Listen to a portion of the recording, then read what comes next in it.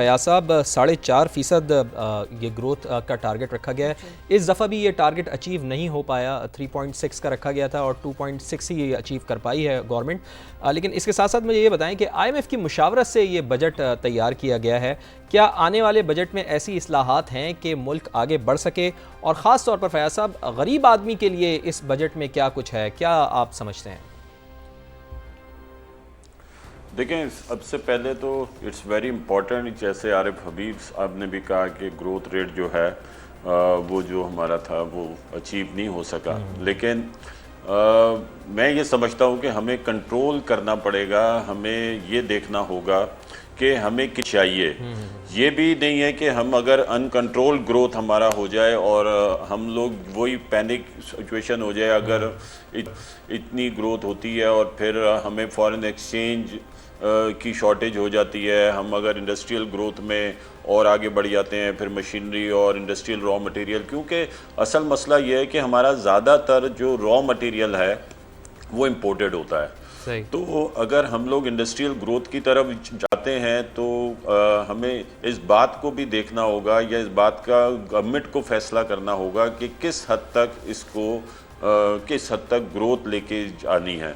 मैं समझता हूँ कि 4.7 का जो टारगेट है इसको भी बड़ा फिर से इसको रीएनालाइज करना चाहिए।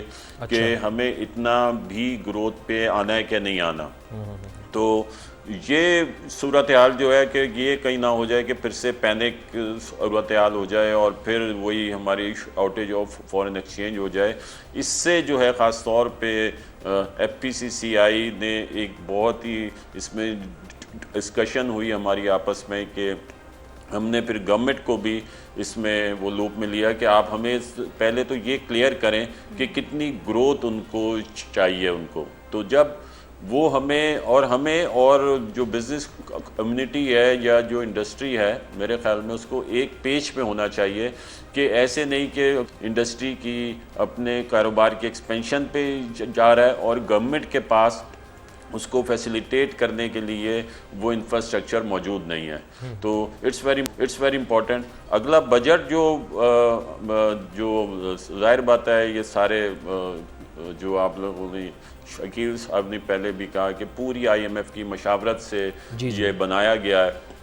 तो मैं नहीं समझता कि कोई बहुत ज़्यादा हमें इससे ये उम्मीद बांधनी चाहिए कि ये बहुत ही कोई बिज़नेस फ्रेंडली या बहुत ही कोई अवाम दोस्त या गरीब अवाम के ऊपर जो है इसका असर नहीं आएगा। मेरे ख्याल में जो टैक्सेस बढ़ाने की, रेवेन्यू बढ़ाने की जो बात की गई है, मुझे सिर्फ अभी जो उसमें जो सुनने में आया कि एग्रीकल्चर के ऊपर इनकम टैक्स लगाया जाएगा और जो वो एस्टिमेट कर रहे हैं कि 500 बिलियन तक की आमदनी मुतवक्का है। इसके अलावा वो किन शोबों में और मज़ीद टैक्सेस लगाते हैं, वो जाहिर बात है वो उसका असर कुछ भी हो वो आम आवाम और कंज्यूमर पर ही आता है। फयाज साहब, बात तो ये भी है ना साकिब साहब कि हुकूमत टैक्सेस तो बढ़ा देती है, अपने खर्चे कम नहीं करती। तो क्या हुकूमत को चाहिए कि वो अपने भी खर्चे कम करे बनिस्बत इसके कि वो टैक्सेस ही बढ़ाए जाए? जी देखें, एक तो जो हुकूमत अपने खर्चे कम नहीं करती, इसके दो नुकसानात होते हैं। एक तो वो जाहिर बात है जो नुकसान होता है कि हमारे ख़र्चे बढ़ते हैं और आमदनी हमारी कम होती है और गवर्नमेंट के अपने ख़र्चे। लेकिन जब आवाम ये देखती है, जो टैक्स पेयर ये देखता है कि हम टैक्स भर रहे हैं और हमारे टैक्स के पैसों से उधर इतने ज़्यादा एक्सपेंसेस हो रहे हैं और इतने ख़र्चे हो रहे हैं, तो टैक्स पेयर भी थोड़ा सा डिस्करेज होता है और उसके ऊपर भी जो है एक साइकोलॉजी, एक इफ़ेक्ट आता है। तो वो भी वो उस तरह जिस तरह हर मुल्क के अंदर जो होता है वो टैक्स पेयर या बिज़नेस कम्युनिटी का ये होता है कि उसने ये पे करना है, टैक्स पे करना है और ये उसका फ़र्ज़ है, तो उसमें भी थोड़ा सा वो झोल आ जाता है। दुरुस्त।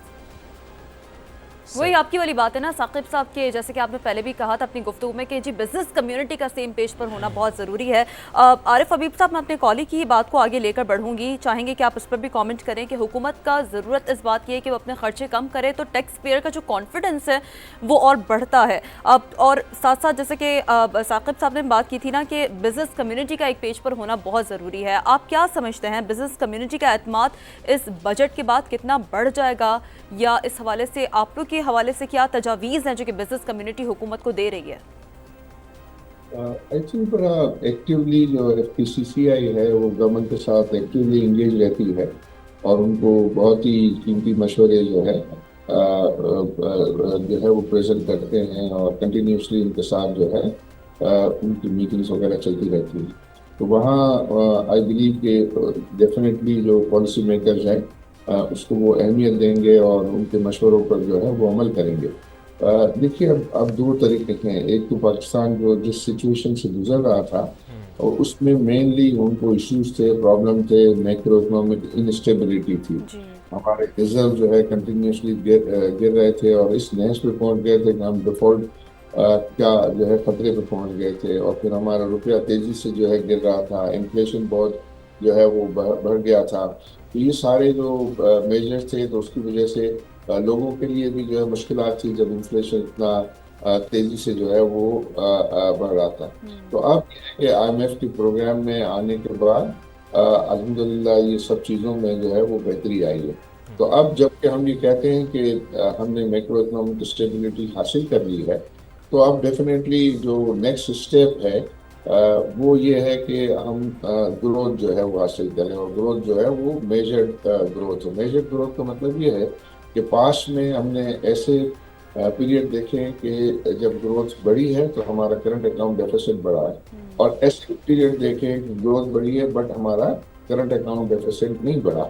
तो उसको हमें अच्छे तरीके से स्टडी करना चाहिए और उन सेक्टर्स को आइडेंटिफाई करना चाहिए कि जहाँ ग्रोथ से जो है वो आपका करंट अकाउंट डेफिसिट ना बढ़े। करंट अकाउंट डेफिसिट का मतलब ये है कि आपकी डॉलर्स की शॉर्टेज ना हो और आपकी जो है वो बहुत ज़्यादा इम्पोर्ट्स ना बढ़े। तो आपको फिर ऐसे सेक्टर्स आइडेंटिफाई करने होंगे कि जिसमें एक्टिविटी बढ़ाने से जो है वो आपके फॉरेन एक्सचेंज पर जो है वो प्रेशर ना हो। फॉर एग्जांपल, अगर आप एग्रीकल्चर जो है को आप टारगेट करते हैं तो एग्रीकल्चर जो है वो उससे आपको न सिर्फ ये है कि कोई फॉरेन एक्सचेंज का बर्डन नहीं है बल्कि वो आपको फॉरेन एक्सचेंज सेव भी करेगा और अर्न भी करेगा।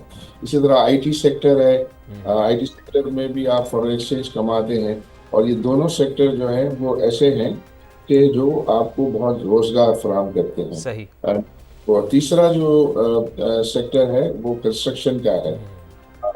पाकिस्तान में हाउसिंग की कमी है और ये जो है वहाँ भी वो सेकंड लार्जेस्ट एम्प्लॉयर है। तो वो सेकंड लार्जेस्ट एम्प्लॉयर उसको भी उसमें भी जो है वो कोई फॉरेन एक्सचेंज का ऐसा प्रेशर नहीं होता। तो ये तो बड़े सेक्टर के ऊपर अगर तवज्जो दी जाए। चौथा सेक्टर जो है वो माइनिंग का है। नो डाउट वो मीडियम टू लॉन्ग टर्म है, बट उससे भी आप फॉरेन एक्सचेंज कमाते हैं। तो ऐसे एरियाज के जहाँ आपके फॉरेन एक्सचेंज का बर्डन ज्यादा हो उसको आप अवॉइड करें। आरिफ हबीब साहब यही मैं आपसे, चूंकि रियल एस्टेट सेक्टर का आपने जिक्र किया, ये बात मैं पूरी कर लूं। जी जी ये जी, बात प्लीज कर लूं, जरा समझ जी लें। क्योंकि आम लोग ये कहते हैं कि अगर आपने मैक्रो इकोनॉमिक स्टेबिलिटी हासिल की, सो हमारा उसमें क्या फायदा है।